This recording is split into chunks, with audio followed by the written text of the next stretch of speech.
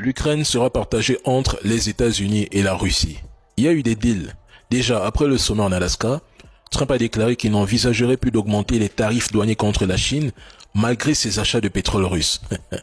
Il ne prévoit plus de nouvelles sanctions contre la Russie. À l'issue de leur rencontre, le président chinois l'a assuré qu'aucune invasion de Taïwan n'aurait lieu durant son mandat. Allons pas à pas. Si hier Trump et Poutine ne s'étaient pas accordés sur plusieurs points, s'il n'y avait pas eu de deal, jamais il n'y aurait eu cette rencontre Trump-Zelensky prévue lundi à Washington.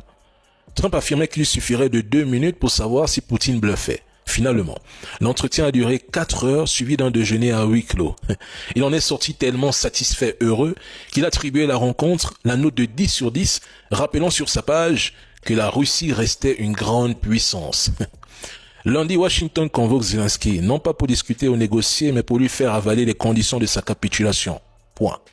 Si le sommet avait réellement été un échec, comme la presse française tente de le faire croire, Donald Trump aurait logiquement activé les sanctions contre la Russie et ses alliés, au lieu de convoquer Zelensky lundi et de contacter les membres de l'OTAN et de l'Union européenne.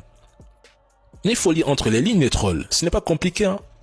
Si ce sommet avait tourné à l'échec, Trump aurait pris le parti des dirigeants européens en attaquant Poutine directement, admettant alors que ce dernier ne cherchait pas la paix, mais la guerre.